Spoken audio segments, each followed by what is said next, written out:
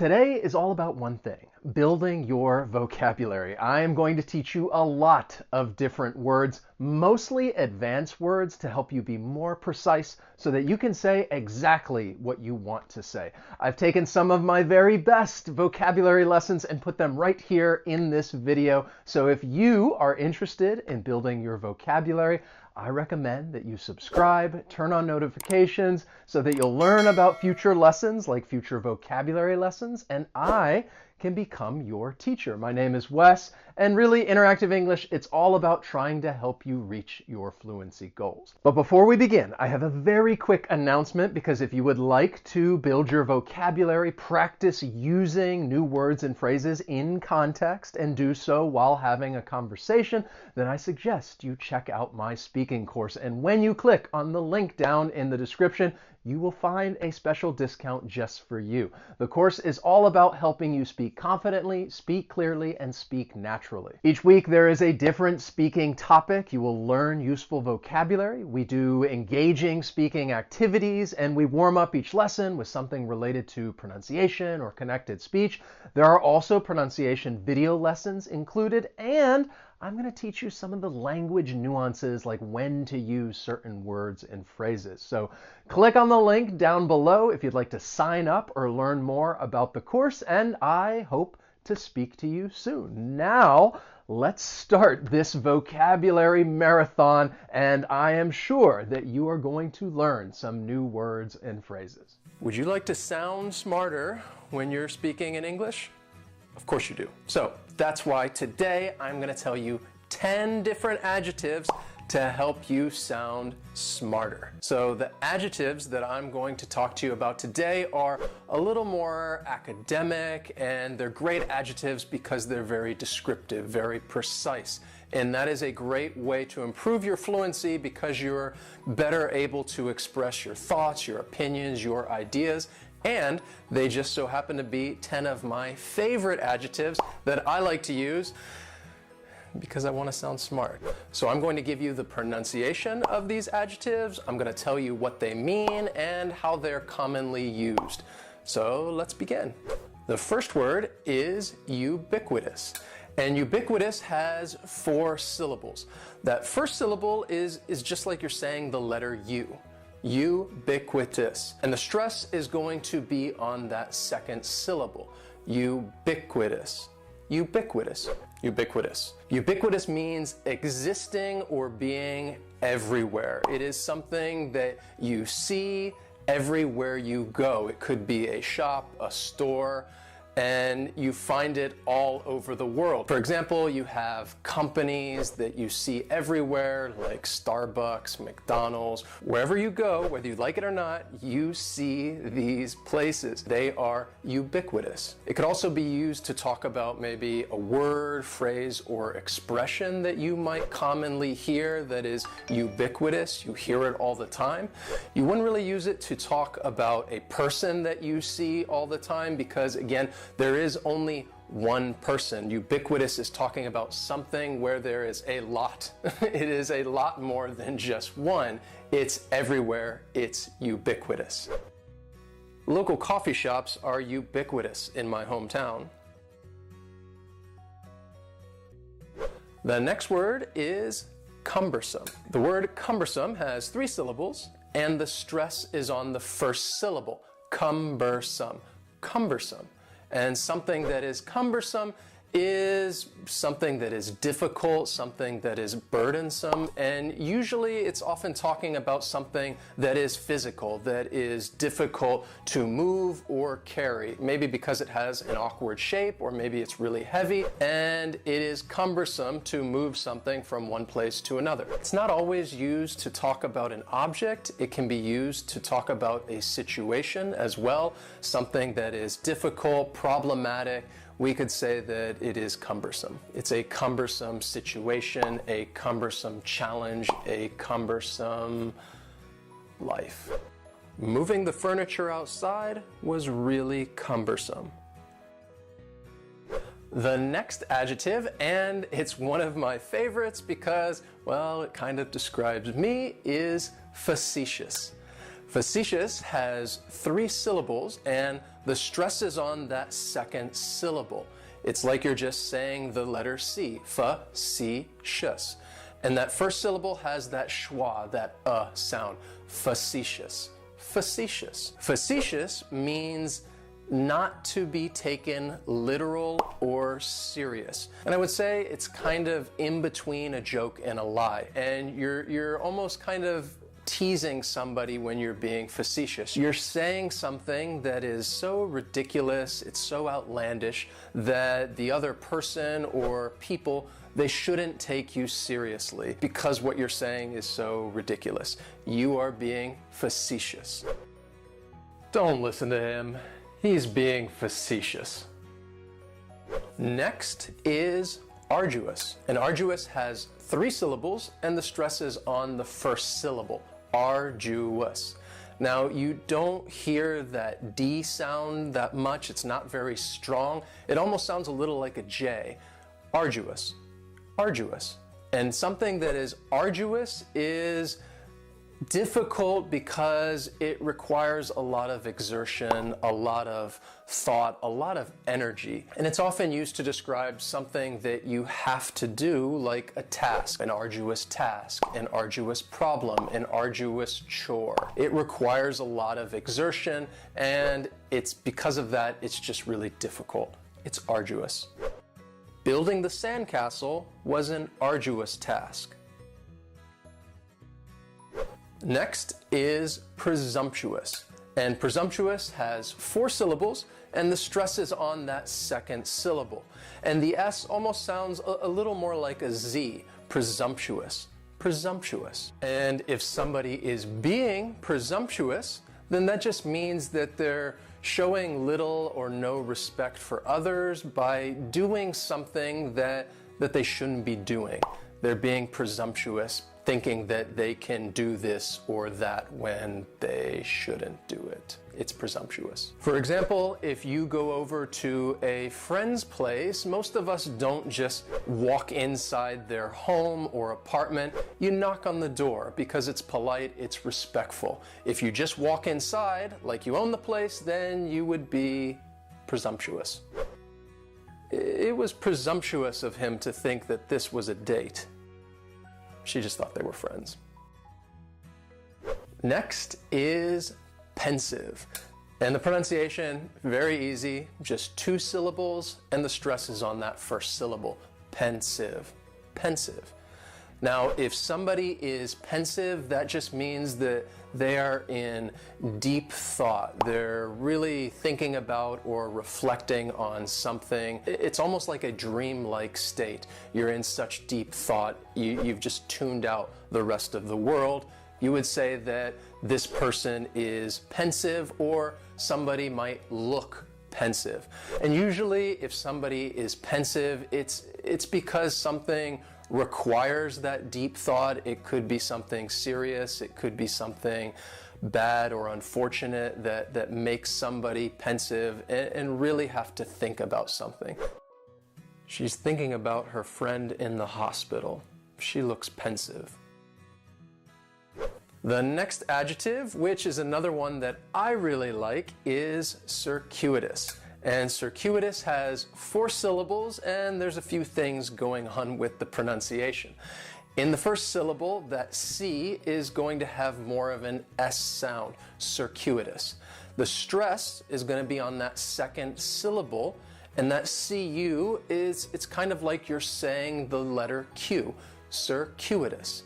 Circuitous. And circuitous is talking about a very roundabout way to get somewhere, where you're just not taking the most direct route. And I think we've all probably tried to go somewhere and maybe we got a little lost and we went way out of our way and we ended up taking a circuitous route. And frequently it's used with this word when talking about the direction that you go, a circuitous route, a circuitous path. And it is just this windy, roundabout way that you try to go and get somewhere. Circuitous. We took a circuitous route to reach our destination. Next is conscientious. And this is a great adjective to describe maybe yourself or someone else. And I think the pronunciation is what makes many learners avoid this word because they look at it and think, what's going on there? So conscientious has 4 syllables, and the stress is on that third syllable, that N, conscientious, conscientious. That second syllable is what really confuses people because that SCI almost sounds like you're saying she. Conscientious, conscientious. And someone who is conscientious just means that they have a moral responsibility to do their work carefully and also, treat others with respect and be fair to others. Someone who's conscientious is really able to put themselves in another person's shoes and really see how they feel and empathize with them. They are aware of their surroundings, and because of that, we would say they are conscientious. Great word.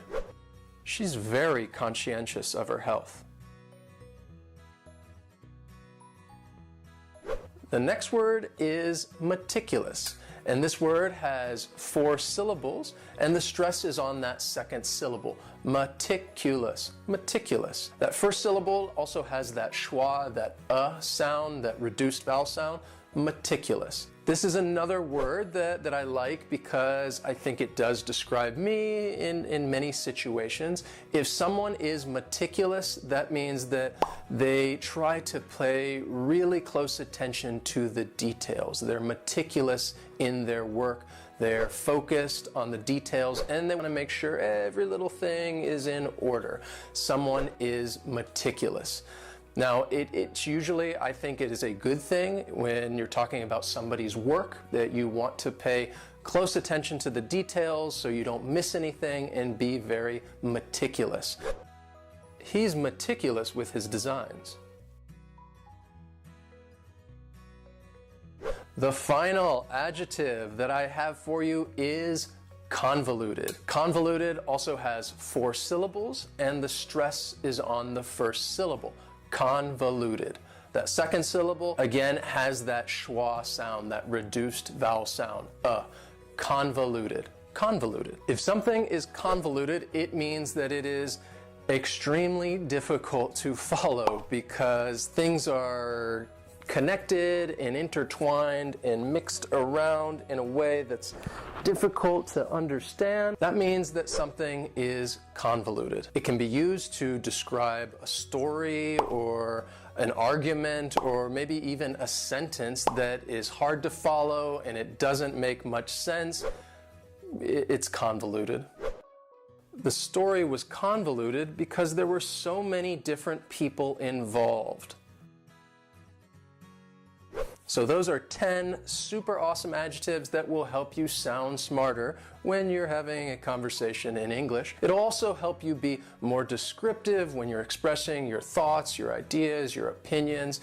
So please use those adjectives. Welcome to today's lesson, which is more of a vocabulary lesson because I'm going to talk to you about 10 amazing adjectives that you can use to sound more academic, more professional, and more competent when you're speaking English. And these are not words that you're going to hear every day on the street. Instead, you're more likely to hear these adjectives in presentations, debates, or in-depth conversations that are a bit more serious, because these are words that sound more professional, more convincing, and they give us a bit more authority when we're speaking about a topic. So I'm going to tell you the adjective, show you how it's phonetically pronounced, give you the meaning as well as a sentence so you can see how it's used in context. Are you ready? Let's begin. So the first adjective I have for you is germane. Now this is 2 syllables and the stress is on the second syllable, germane.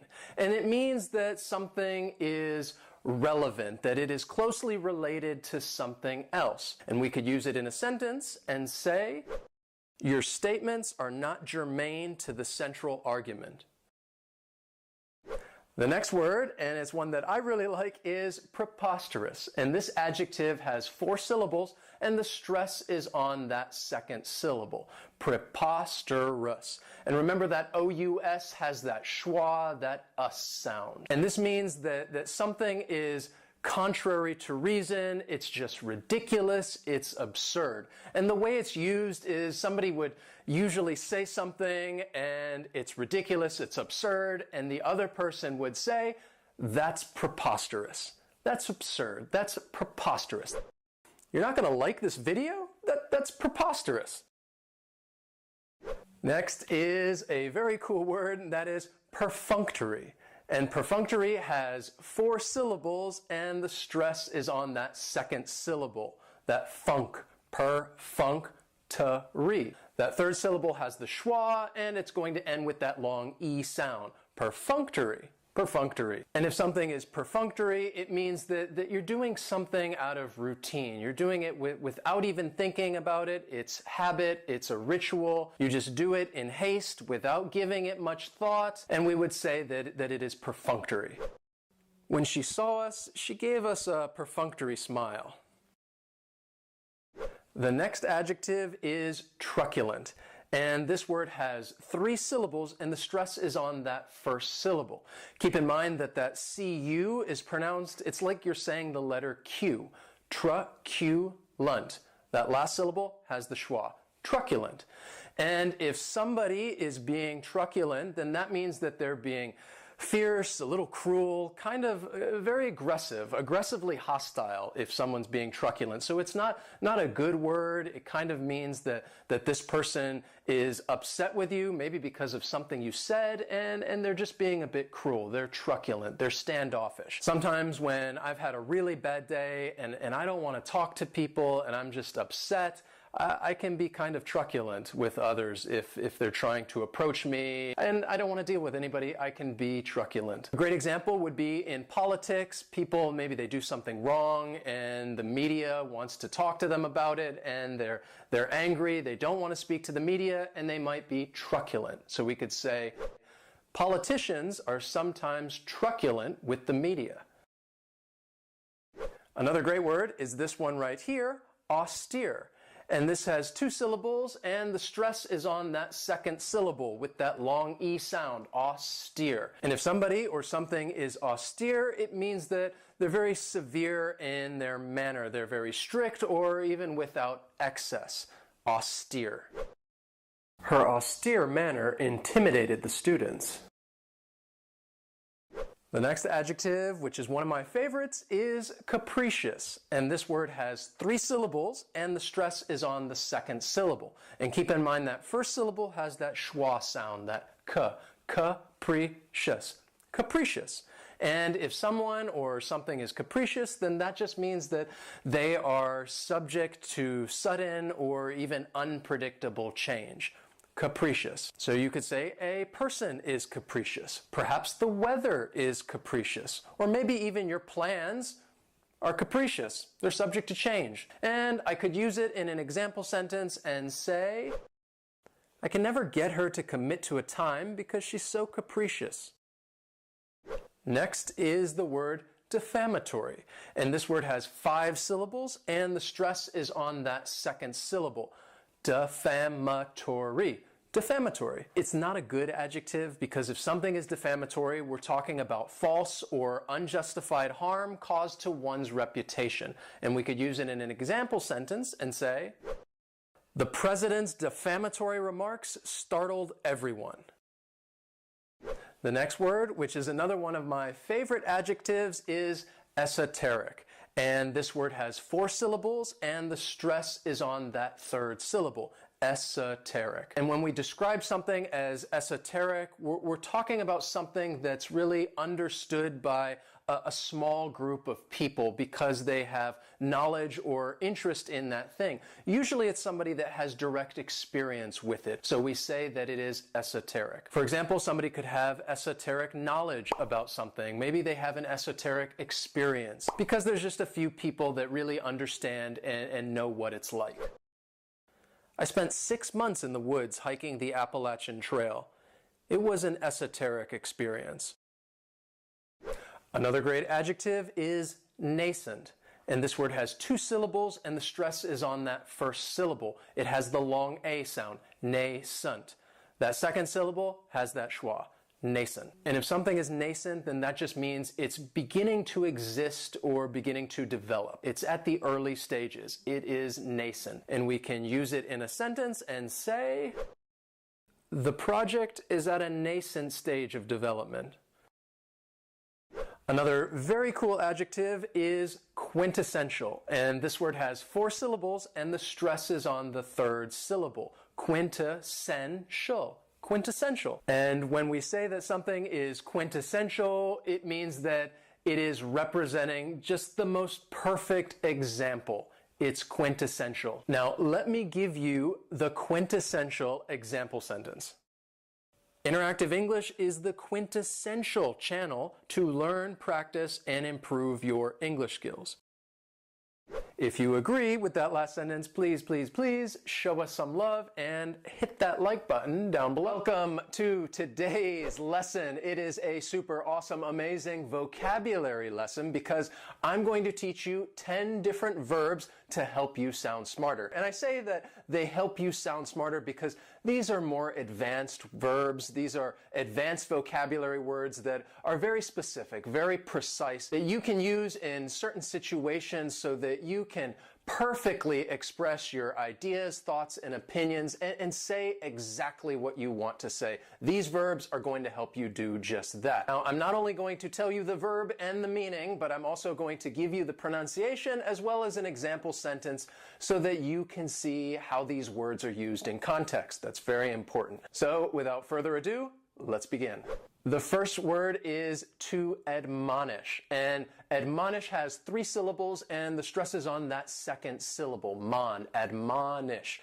And this is a verb that we use with a direct object, to admonish someone, usually for doing something wrong, because what it means is to counsel or advise against something. It's kind of like you're scolding somebody in a way, but not because you are super angry and they did something really terrible, but they just did something wrong and it's not correct. Maybe it was a little rude. You just interrupted me again while I was admonishing you for interrupting me. Have you ever been admonished for doing something? I definitely have been admonished for many things in my life.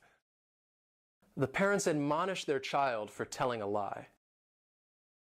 The next wonderful verb is to advocate. This word has three syllables and the stress is on that first syllable, advocate. And to advocate means to show strong support for something. It could be support for a policy, it could be support for an issue, and you advocate for it. We often use it with the preposition for. You advocate for something when you are really passionate about something. You really, really, really believe in it, and you want to advocate for this thing. The teachers advocated for better pay. The next verb is to bemoan, and this verb has two syllables and the stress is on that second syllable, moan, bemoan. You may also notice that word in that second syllable, which kind of shares a similar meaning to the verb to bemoan, which means you are basically expressing that you are upset, you are distressed about something. It's kind of like you're complaining and you might bemoan a situation that you are in. You might bemoan someone's decision if you disagree with it and you don't like it. You're not very happy with something that happened and you bemoan the situation. She bemoaned having to look for another flight. The next verb is compel. This word has two syllables and the stress is on that second syllable, compel. And what it means is to force or drive or maybe even encourage somebody to do something, some course of action, to do something that you want them to do. You really want to convince them to do something. Sometimes it can be done by force. You compel someone to do something because maybe you're threatening them in some way, shape, or form, and you are compelling them to do what you want them to do. The power of Chrysler compels you! But you're really just trying to get somebody to do this thing. to compel someone to do something. The police compelled him to tell the truth. The next verb is a good one. Embezzle, to embezzle. This verb has 3 syllables and the stress is on that second syllable. Embezzle, embezzle. And what it means is to take money or maybe even property, but most of the time we're talking about money, and to do it in a fraudulent way. People are creating some false records, some false receipts, and they are taking that extra money and stealing it, and they are embezzling the money. You can embezzle money from a company, you can embezzle money from a bank. Lloyd Gross is a fictional salesman we invented to, how do I put this, steal from the company, embezzle, to commit fraud. I just got fired from Sweetums. Because you were embezzling. Now, if you do this, it's a crime, so it is not a good verb. It's not a verb that you want to be associated with. The accountant embezzled millions of dollars from the company. The next verb is extol, to extol. This word has 2 syllables and the stress is on that second syllable, extol. And what it means is to praise highly, to give a lot of high praise to someone or to something. Oftentimes you might extol someone during a eulogy. If there is a funeral and a person is giving a eulogy and talking about the person that has passed away, you want to talk about all of the good things that this person did. You want to give them a lot of praise, and you would extol this person. You can also use it talking about places or things if you really just want to speak highly of it. Extol. She extolled the beauty of modern art. Next is the verb impugn, to impugn. This word has 2 syllables and the stress is on that second syllable, impugn. And what it means is to claim that something is false, to say that, to challenge it and say that it's not true and kind of cast doubt upon this situation or even this person. So because of a few bad apples, you can impugn an entire continent? I'm impugning a continent. A lot of times you might hear it with the word character, to impugn someone's character. Basically saying that this person should not be believed, that they say things that are false, they're dishonest, and you're trying to cast doubt over the things that this person is talking about when you impugn someone's character. Mr. Chairman, if she's going to impugn his character while he's speaking... It's not a good verb. It's not something that we should try to do, but this is a situation that happens, and it's a great way to describe it, to impugn someone or something. They tried to impugn her character with false accusations. Another great verb, which is one of my favorites, is obfuscate. This verb has 3 syllables and the stress is on that first syllable, obfuscate. And what it means to obfuscate something is to confuse or bewilder and just try to create a confusing situation so that it's really difficult to understand. So you might hear it being used, they want to obfuscate a situation, they want to obfuscate an issue, they want to obfuscate a policy. It happens a lot, I think, in politics when you're trying to get people to believe one thing or another thing, and some people try to obfuscate certain issues. The oil companies tried to obfuscate the benefits of wind energy. The next verb is placate. This word has 2 syllables and the stress is on that first syllable, placate. And what it means is to appease by giving something up. You're giving up some concession in order to try and get something that you want, to placate someone. For example, if somebody is upset with you, you did something wrong, you will do something for this person. You'll give something up. You are trying to placate them in order for this person to forgive you, to be okay with it, and just to move on, to placate someone. Nothing she could say or do would placate him. Another great verb, repudiate. This verb has 4 syllables and the stress is on that second syllable, repudiate. And this means to reject something, to reject it with disapproval, because there's no authority in this thing that people are trying to say or do. To repudiate someone, or you could repudiate something. So for example, at work, if you are the manager and you have employees and they make a request, and you could reject it and say, no, I don't like it, this is a terrible idea, you would repudiate this. Senator Eleanor Prentice Shaw, does it bother you at all your son repudiates so many of your more controversial policies? No. It was refused, rejected, rebuffed, repudiated. It's kind of a confrontational word, because if you repudiate something, then you're really letting the other person know that you're a bit unhappy, that you don't like this and you are rejecting it, you repudiate it. The professor repudiated the students' request to postpone the exam. So right now, I would like to advocate for you to write us a comment and let us know an English word that you have recently learned. It can be any word, a noun, an adjective, a verb. Just let us know. We love hearing from you in the comments. If you don't write us a comment, I'm not going to bemoan the situation. I'm not even going to admonish you, but we would really appreciate it. And if you do, I will placate you by coming out with another lesson next week. If you would like to sound smarter and be smarter, then this lesson is for you, because I'm going to tell you 10 nouns to help you do just that. Many of you out there have said you would like to learn more advanced vocabulary words, and that's what these 10 nouns are. They're not only going to help you sound smarter, but they're going to help you more accurately express your thoughts, opinions, and ideas. They also happen to be 10 of my favorite nouns. So as I go over these nouns, I am going to give you the pronunciation, tell you the meaning, as well as talk to you about how they're used in context. So let's just get this show on the road.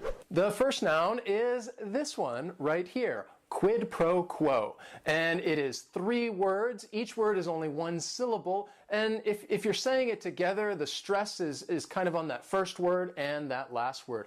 Quid pro quo.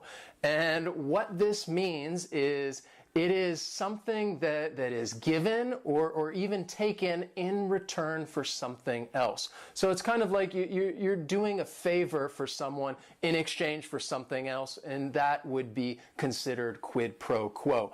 Often we hear this when talking about politics. Somebody gives a politician money, and then that politician does something in return for them, and they would refer to it as quid pro quo. Quid pro quo, Mr. Powers. I need some quid pro quo from you. Quid pro quo. I tell you things, you tell me things. Maybe you're negotiating with somebody and you're like, I'm going to need a little quid pro quo if I do whatever favor it is for you. If you want us to donate to your campaign, we'll need some quid pro quo. The next noun, which is one of my favorites, is catch-22. This is 2 words. It's a compound noun. The word catch is just 1 syllable, and then 22 is 3 syllables, and the stress is on that final syllable. Catch-22. The word comes from a famous book by Joseph Heller, which is titled Catch-22. And the meaning of a catch-22, see if you can follow me, is it is a problem that cannot be solved because the solution to the problem is inherent in the problem itself. Now, you may be thinking, what the heck are you talking about? And it's often referred to situations where, again, you can't solve the problem because the solution is within the problem itself, and it's just like this circular loop. So this is a great noun to describe this type of situation, and again, it's just like a standalone statement. When you are tough, they resent you, and when you are cool, they walk all over you. Catch-22. There's no unspoken thing.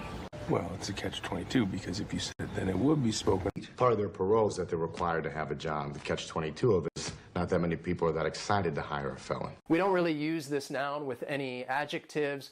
It's just really that standalone statement. And you would describe something and say, it's a catch-22.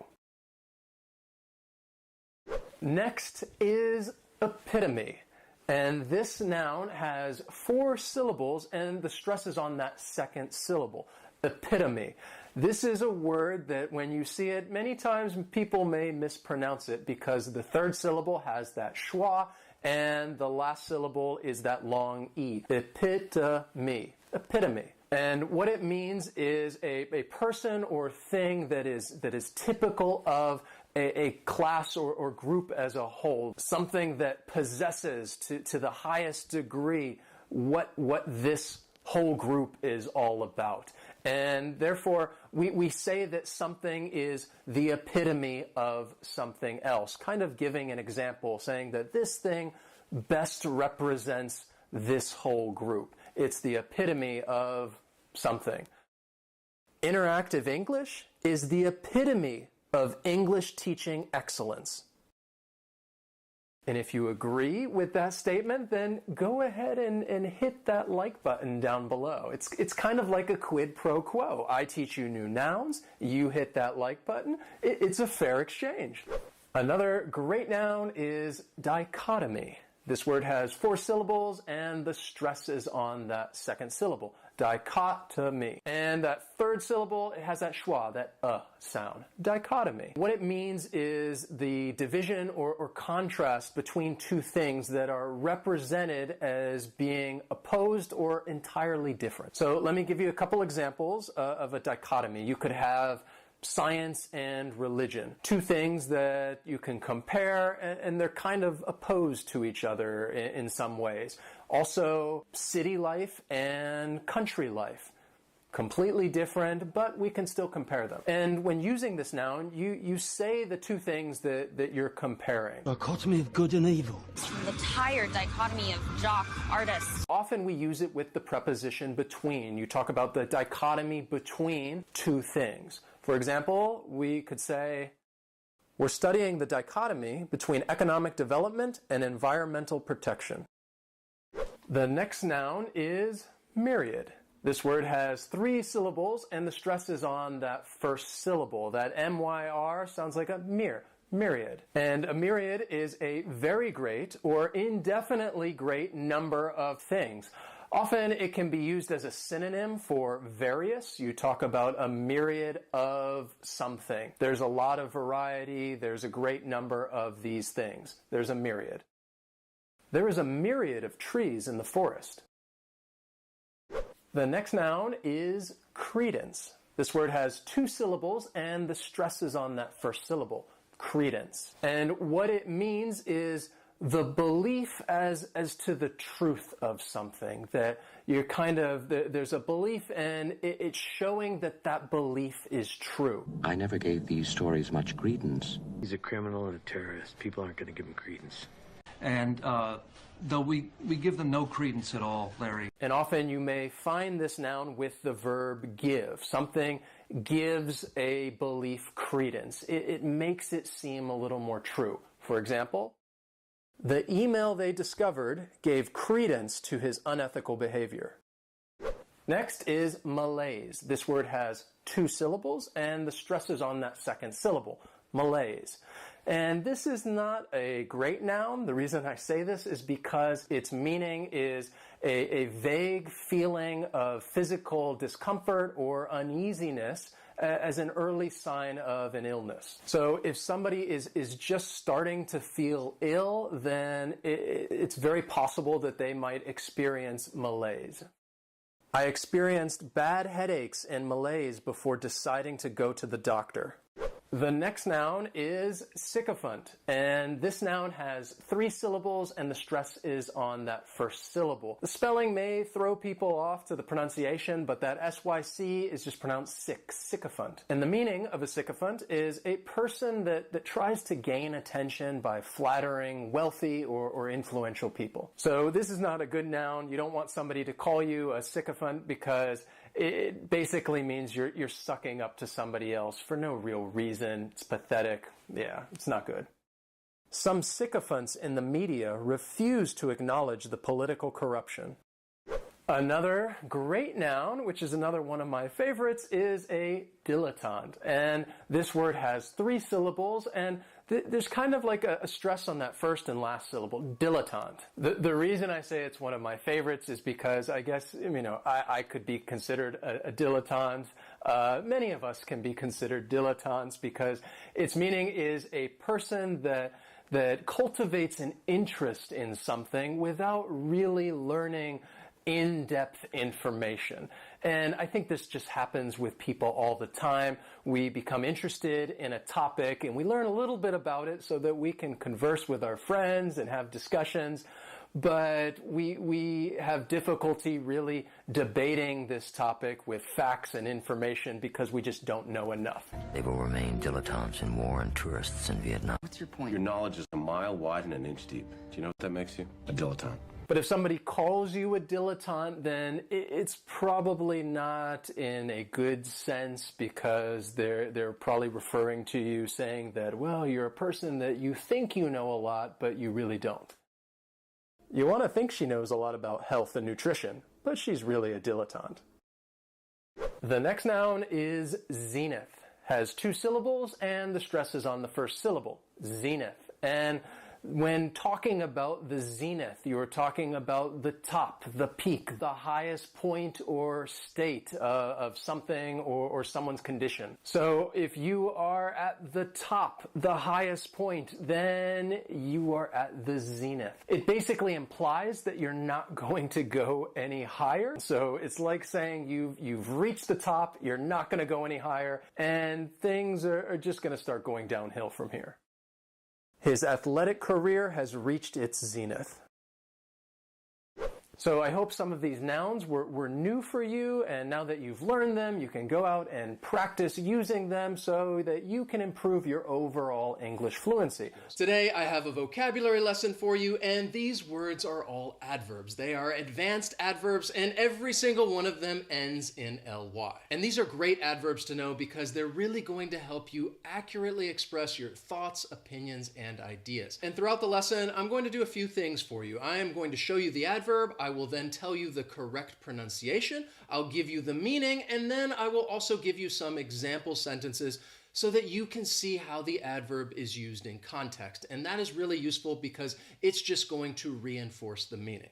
So let's begin. The first adverb is annually. This word has 4 syllables and the stress is on that first syllable. The second syllable, it's like you're just saying that letter, U. And the third syllable has that schwa, annually. And this adverb means that something is occurring once a year. Something happens once every year. It happens annually. The U.S. Marshal Service annually flies 155,000 prisoners around the country. Evidence suggests it sheds its skin annually. Extended annually, 12 million a year. It's also quite commonly used with numbers. For example, when you're talking about banking and maybe you earn interest on the money that's in the bank and you will earn interest annually. We could also use it and say, everyone should file their taxes annually. The next word is reluctantly. This word has 4 syllables and the stress is on that second syllable. That third syllable also has that schwa, reluctantly. And what it means is that just unwillingness to do something, that you are not inclined to do this thing. Reluctantly, I am asking for your help. But all he gives his loser son is grief. And a place to live. Reluctantly. He gives that reluctantly. Each year, we have to pay our taxes annually, but I think most of us reluctantly file our taxes. It's not something we want to do, but we have to do it, and many of us do it reluctantly. The employees reluctantly came into work over the weekend. Then we have unabashedly. This adverb has 5 syllables, and the stress is on that third syllable, that bash, unabashedly. That second syllable has that schwa, that sound, unabashedly.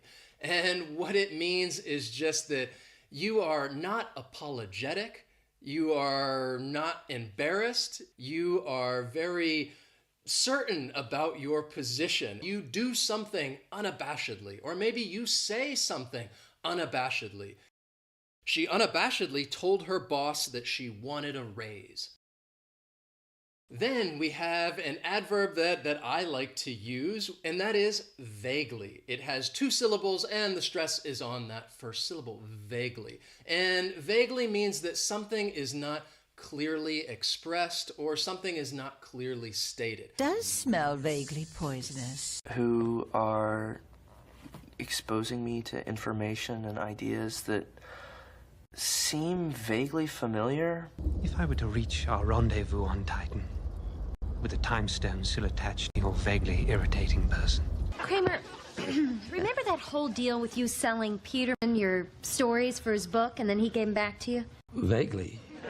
We often use it with the word remember. I vaguely remember... What do I vaguely remember? I vaguely remember the example. I vaguely remember you telling me to pick this up at the grocery store. The next adverb is one of my favorites, fervently. It has 3 syllables and the stress is on that first syllable, fervently. And what it means is that you are just showing great enthusiasm, great intensity to do something. For example, right now, I'm fervently trying to explain the meaning of these new adverbs. They fervently worked around the clock in order to finish the project on time. Next, we have diligently. This adverb has 4 syllables and the stress is on that first syllable, diligently. And it just means that you are working very hard to accomplish something. You are very focused on the task at hand, and often it's used with the verb work. We have been working diligently on this problem. The president shares your concerns and is working diligently to find a solution. Senator Gates had a series of mini strokes a few months ago, but we are working diligently to get him through his final term. I'm sure all of you are working diligently to build your vocabulary and learn new words, which is why you're here. The police diligently collected evidence in order to find the criminal. Then we have another great adverb, which is vicariously. This adverb has 5 syllables and the stress is on that 3rd syllable. Is it on the 3rd syllable? I vaguely remember. 2nd syllable, my bad. The stress is on that 2nd syllable. Well, yes, it is on the 2nd syllable. That 3rd syllable, it's like that letter I just has that E sound, and the 4th syllable has the schwa, vicariously. And what this adverb means is imagining a situation through the eyes of another person, okay? And it's often heard over and over again in the same way. You live vicariously through another person.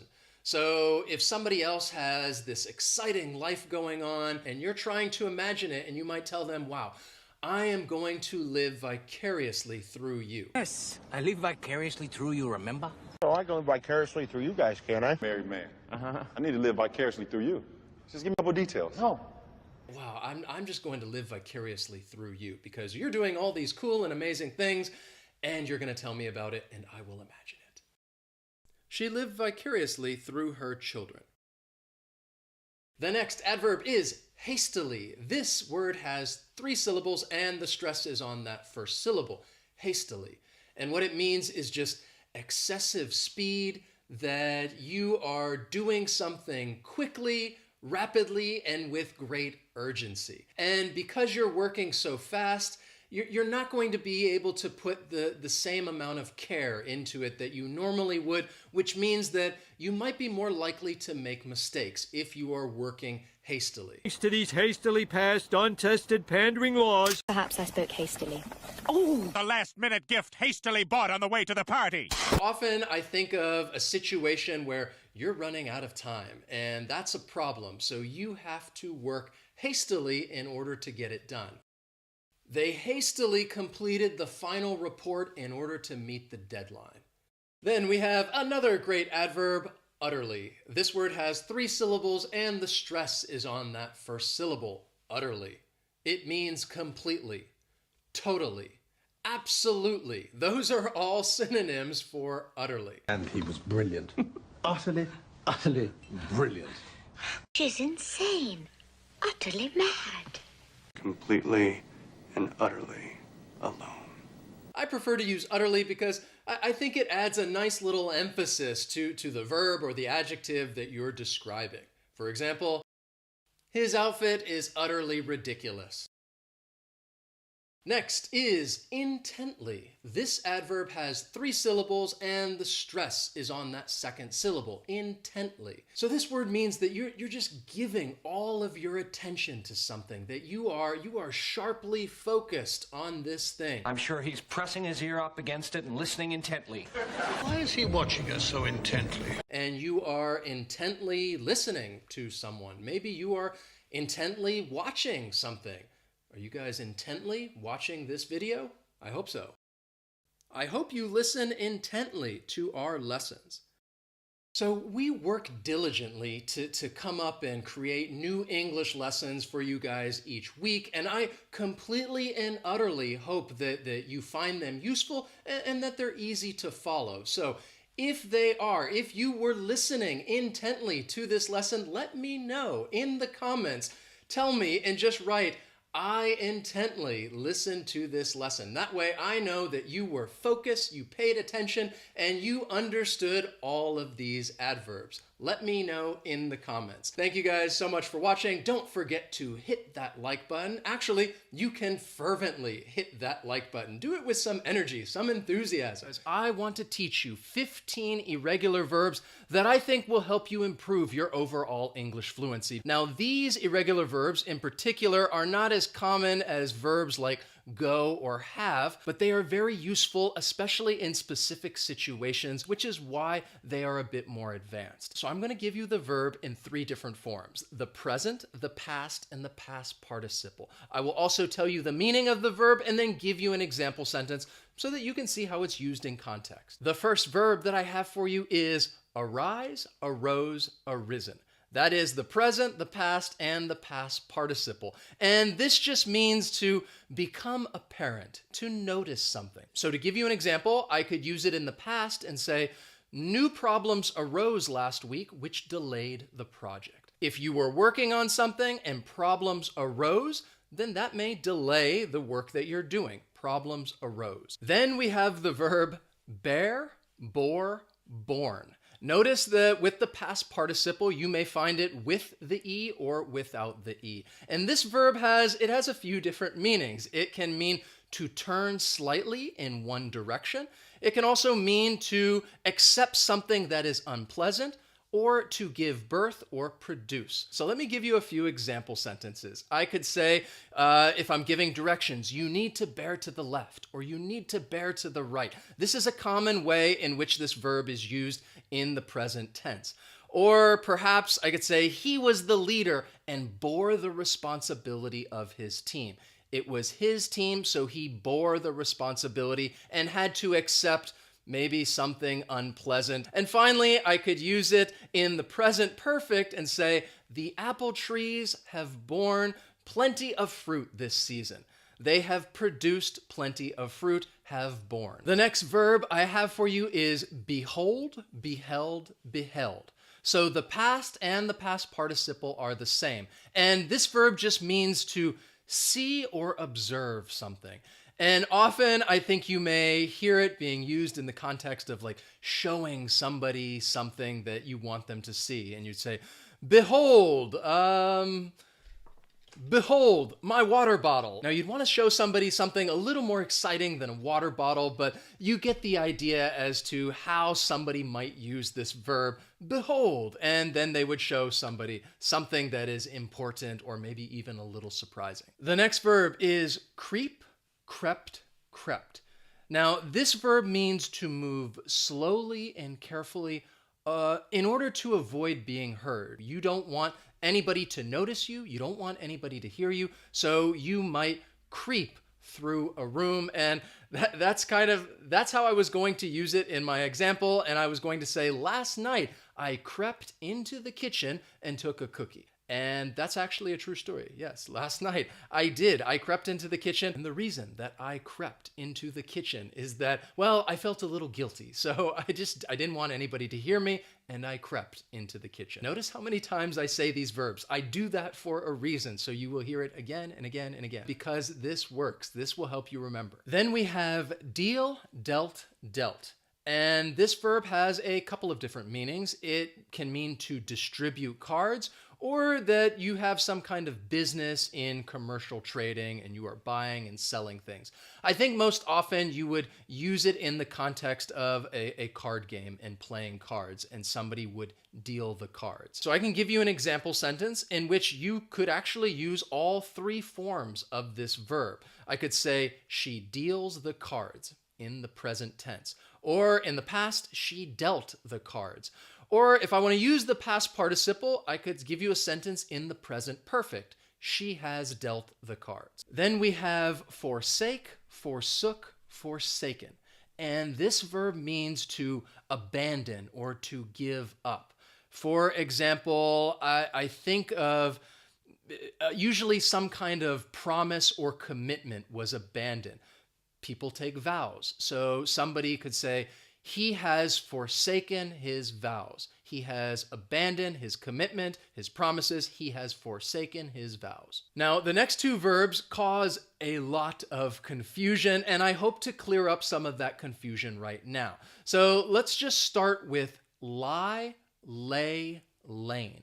And this verb means to assume a resting position or to be kept in a specific state. That's where you are. So let me give you an example. I will use it in the past, and I'd say, well, I didn't feel well. I lay in bed all day. That this happened in the past. I assumed that resting position in my bed, and I lay in bed. Don't confuse this with the other meaning of the verb, which is to say something that's not true. That is actually a regular verb and ends in ed. But still, this irregular verb, lie, lay, lain, is confused with another irregular verb, which is lay, laid, laid. And this verb means to put something down or to prepare something. Lay, laid, laid. So let me give you an example, and we'll start with putting something down. Again, I can use one sentence and use all three forms. For example, I could say, we lay the baby on the bed in the present tense. Or in the past, we laid the baby on the bed. Or using the past participle, we have laid the baby on the bed. We have put the baby down. Then to give you an example with its other meaning, to prepare something, I think you may hear somebody say, we've already laid the groundwork for this project. Laid the groundwork. They have prepared for the start of this project. To lay the groundwork. So please don't confuse these verbs. Lie, which is to assume a resting position, lie in bed, or lay, which is to put something down. I'm gonna lay my head down on the pillow. Then we have mean, meant, meant. And this, I think, is actually a very common verb, but the meaning can be a little challenging. And what this verb means is to intend to refer to something. Often I think it's used when, talking about questions. Well, what does this mean? I might ask students, well, what does this word mean? Or if I want to use it in the past and say, well, that is not what I was referring to, you may hear somebody say, well, no, that's not what I meant. That's not what I meant. I didn't want to refer to this thing. That's not what I meant. Then we have the verb overtake, overtook, overtaken. And this verb means to come from behind and move in front of. Often, I think you would hear this verb used in the context of driving because cars pass each other all the time and you might want to overtake a car that is in front of you. I can give you an example and say, well, we overtook the bus because it was driving so slow. So we came from behind and went in front of the bus. We overtook the bus. Then we have the verb rise, rose, risen. This verb has a couple of different meanings. The first one is to move from a lower position to a higher position. And the next meaning is just to get up. So let's start with the first meaning, and I'll give you an example. And I could give you a simple sentence and use all three forms. I could say, well, the sun rises. Or in the past, the sun rose. Or using the past participle, the sun has risen. And if I want to say get up, I often think of the expression rise and shine. And somebody would say this just telling somebody else to get up. It's time to start your day. Rise and shine. Next is the verb swear, swore, sworn. And this verb means that you are making a promise to do something. Swear, swore, sworn. And let me give you another example in which you could use all three forms in this one sentence. I could say, he swears to tell the truth. Or in the past, he swore to tell the truth, or he has sworn to tell the truth. Often I think it's used in that context of you're making a promise in which you are going to tell the truth. I think it's also used as a question, and somebody would just ask, do you swear? Do you promise? Or they might say, do you swear on something that is important, which in that case, it's kind of an expression which means, well, you really have to be serious about this promise, to swear on something. Then we have shake, shook, shaken. And this verb means to move something up and down or from side to side, or even to tremble. And I could use it and give you an example and just say, when we met, we shook hands. I often think of this verb being used talking about introductions and people shaking hands. Or to give you an example about trembling, I think, well, in that case, I think somebody is very cold. And not only that, but I think it would often be used in the continuous tense. So I could say, well, last night was very cold and I was shaking. I was shaking as I lay in bed. Next is weep, wept, wept. And this verb means just, to cry or to shed tears. And often I think it would be used in a context that is a little more serious, a little more severe, in which you would say that you wept. You were crying a lot. For example, I could say that after the breakup, he wept for days. He was so sad, he wept for days. Then we have withdraw, withdrew, withdrawn. And this verb means to remove something or to take something back. So when I think of this verb, I think it's often used in the context of money. And you could say, well, she has withdrawn all her money from the bank account. She has removed it from her account. Or maybe you want to apply for a job and then you decide that you don't want it. And I can give you an example and use all three forms and say, I withdraw my name from consideration. Or I withdrew my name from consideration, or I have withdrawn my name from consideration. Wow, I'm impressed that you have made it all the way to the end. Congratulations. I'm sure that you have learned some new vocabulary, and I'm sure that a lot of that was also review, and it's good to get that review. But try to listen for these words, or if you're reading, try to identify them, and also practice them if you're having a conversation. So if you enjoyed the lesson, please hit that like button. As always, thank you so much for watching, and I will see you next time. So long.